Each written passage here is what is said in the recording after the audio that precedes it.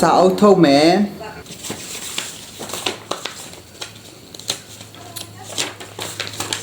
level 1ခေါင်းစဉ်ပြောပါ economic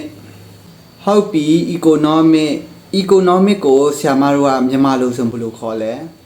အင်္ဂလိပ်ပညာရဲ့ဟဲ့စီးပွားရေးပညာရဲ့ညီတို့ငါကြောင်းအလကားပိတ်ခိုင်းလိုက်တာမဟုတ်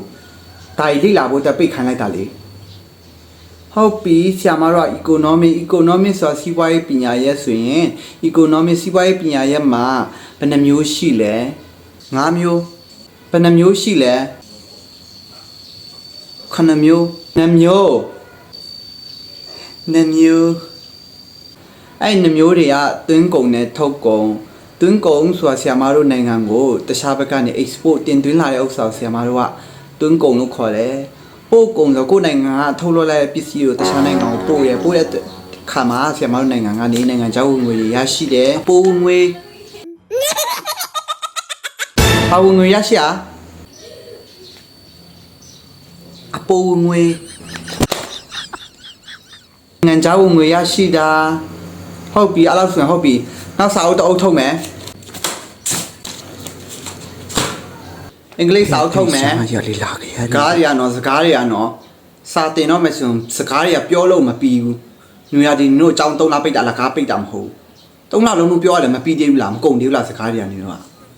ထောက်အင်္ဂလိပ်စာအုပ်အင်္ဂလိပ်စာ unit 1မှာဘာအကြောင်းလဲဆိုရင်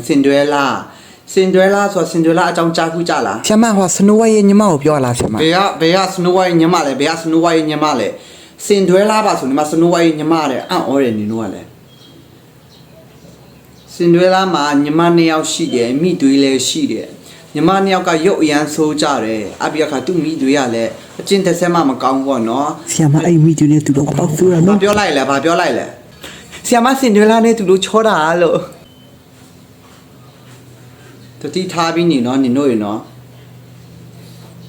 အချစ်မကောင်းဘူးအဲ့မိသွေးရပေါ့နော်အဲ့ဆိုခါညီမ2ယောက်ရှိတယ်အပြခါသူ့မှာမိသွေးလည်းရှိတယ်အပြင်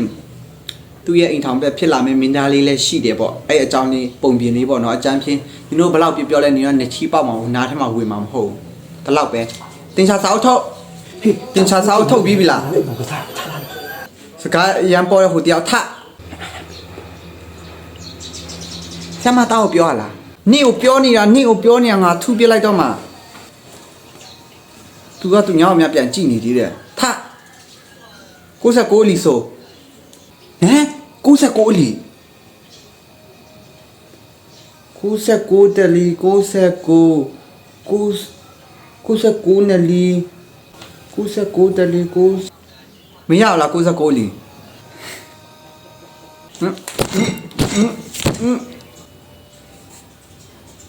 တုံတန်းရောက်ပြီ69လီကိုမရဘူး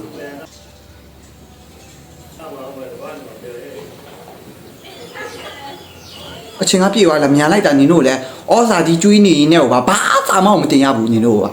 နှုတ်ဆက်မင်္ဂလာပါဆီယာမမြန်ကြွပါဆီယာမချက်တိထားတော့ဟိုတယောက်